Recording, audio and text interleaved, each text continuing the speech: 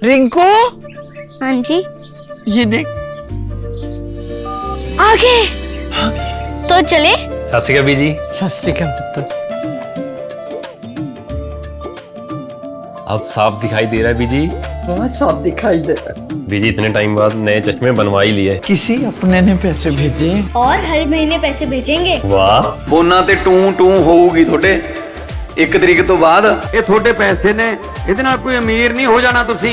ਮਾਵਾਂ ਭੈਣਾਂ ਨੂੰ ਸਤਿਕਾਰ ਦੇ ਕੇ ਮੈਨੂੰ ਖੁਸ਼ੀ ਮਿਲਦੀ ਹੈ ਇਸ ਗੱਲ ਦੀ। मुख्यमंत्री माँ बेटी सत्कार योजना, आपका अपना भगवंत मान। दोस्तों, इस बार के मॉनसून सत्र पर सबकी नजरें निगाहें हैं, क्योंकि इस बार का मॉनसून सत्र जो है कोई आम मॉनसून सत्र नहीं है।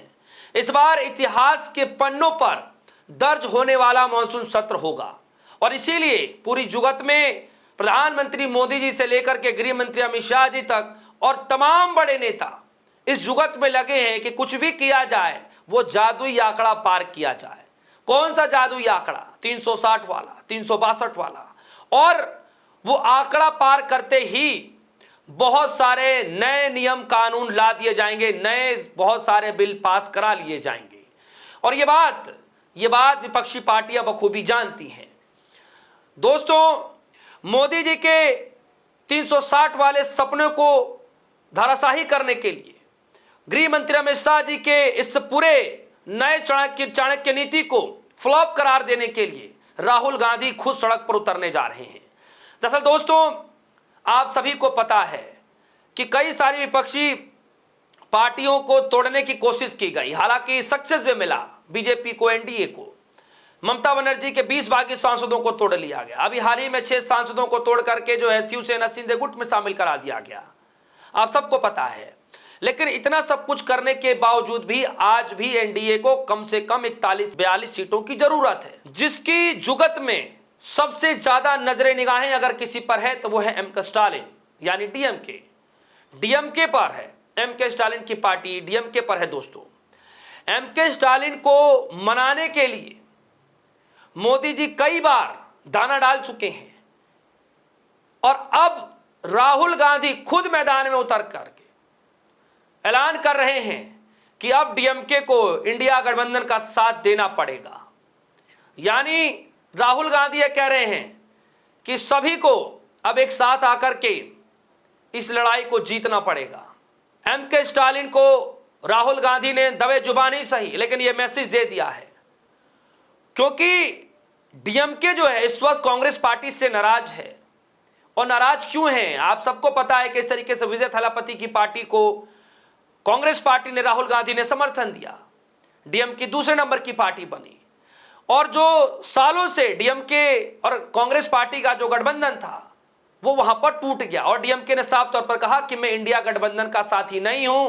राज्यसभा के अंदर, लोकसभा के अंदर जहां भी बैठने के अरेंजमेंट हो, इंडिया गठबंधन से अलग सीटिंग अरेंजमेंट किया जाए, ये मांग की गई थी डीएमके की तरफ से, स्टालिन की तरफ से।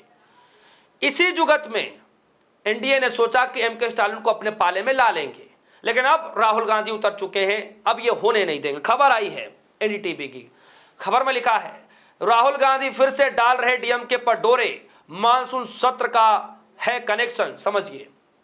यानी खबर में यह कहा जा रहा है कि एम के स्टालिन को मनाने के लिए राहुल गांधी जो है अब जुगत में लग चुके हैं, डोरे डाल रहे हैं, ये खबरें चलाई जा रही हैं। यानी राहुल गांधी को यह बात पता है कि डीएमके बड़े इजी तरीके से मान जाएंगे, एम के स्टालिन बड़े इजी तरीके से मान जाएंगे, क्योंकि 360 अगर पार हो गया तो बहुत कुछ इस देश के अंदर बदल जाएगा। और अगर अपना अस्तित्व बचाना है, अगर अपने राज्य की लड़ाई के लिए खुद पार्टी के अस्तित्व को बचाना है, खुद के छवि को बचाना है, पार्टी की छवि को बचाना है, तो फिर आपको इंडिया गठबंधन के साथ आना पड़ेगा। खबर में लिखा है तमिलनाडु में चुनाव के बाद कांग्रेस और डीएमके के बीच के रिश्ते खराब जरूर हुए, हालांकि अब राहुल गांधी कह रहे हैं कि वो डीएमके और एम के स्टालिन के साथ मिलकर काम करना चाहते हैं। मानसून सत्र 20 जुलाई से शुरू होने वाला है और ये 14 अगस्त तक चलेगा। संसद में मानसून सत्र को लेकर राजनीतिक दलों ने अपनी अपनी रणनीति शुरू कर दी है। एनडीए काफी उत्साहित दिख रही है, क्योंकि तृणमूल कांग्रेस और शिवसेना उद्योग गुट में टूट के बाद उनकी संख्या में बढ़ोतरी हुई है और वो धीरे धीरे लोकसभा में 2/3 बहुमत के करीब पहुंचती नजर आ रही है। यहां पर इन दोनों दलों के अलावा एक ऐसी पार्टी है जिसके बिना एनडीए 2/3 बहुमत तक पहुंच ही नहीं पाएगा, और वह है डीएमके। यानी तमिलनाडु में डीएमके और कांग्रेस को लगातार गठबंधन रहा, जो इस विधानसभा चुनाव में अलग हो गए और एक्टर विजय थालापति से कांग्रेस पार्टी ने हाथ मिला लिया। डीएमके और कांग्रेस के बीच दूरी बढ़ गई, और दूरी बढ़ते ही डीएमके ने साफ तौर पर कहा कि हमें अलग बैठने की अरेंजमेंट किया जाए लोकसभा के अंदर में। दोस्तों, अब सबको पता है कि डीएमके के पास जो है लगभग 22 सांसद लोकसभा में और 8 सांसद राज्यसभा में हैं। मतलब आप समझिए कि चंद्रबाबू नायडू से भी ज्यादा सीटें हैं, और मोदी जी को पता है कि अगर डीएमके वाला फॉर्मूला सेट हो गया तो फिर तो हमें ऐसी कुछ पार्टियों की भी जरूरत नहीं पड़ेगी, हम ऐसे ही सेटल हो जाएंगे, ज्यादा कुछ डिमांड भी पूरी नहीं करनी पड़ेगी। इसीलिए खबर बहुत अहम है। लिखा है, कांग्रेस के इस कदम से नाराज डीएमके ने लोकसभा और राज्यसभा में कांग्रेस से अलग बैठने के लिए दोनों सभापतियों को चिट्ठी लिखी थी। अब आने वाले मानसून सत्र में डीएमके इंडिया गठबंधन के दलों के साथ अलग बैठेगी। डीएमके के लोकसभा में 22 और राज्यसभा में 8 सांसद हैं। मानसून सत्र में एनडीए रणनीति में यह है कि तृणमूल कांग्रेस से टूटे धड़े 20 सांसदों और उद्धव ठाकरे के 6 सांसदों को मिलाकर एनडीए की संख्या 318 तक पहुंची है। उसको यह उम्मीदें हैं कि अगर डीएमके के 22 सांसदों का समर्थन मिल जाए तो यह आंकड़ा 340 की संख्या हो जाएगा। लगभग लोकसभा में 2/3 बहुमत का आंकड़ा 363 है। यानी फिर भी जो है लगभग 20 या 21 सीटें कम पड़ेंगी लोकसभा के अंदर में। और यह बात कही जा रही है कि 3 फॉर्मूले पर एनडीए काम करना चाहती है।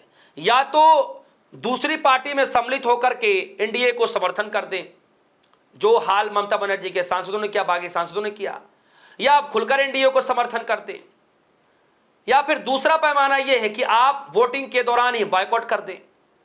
आप उतने लोग आए ही नहीं जिससे अपने आप ही 2/3 का बहुमत पार हो जाएगा।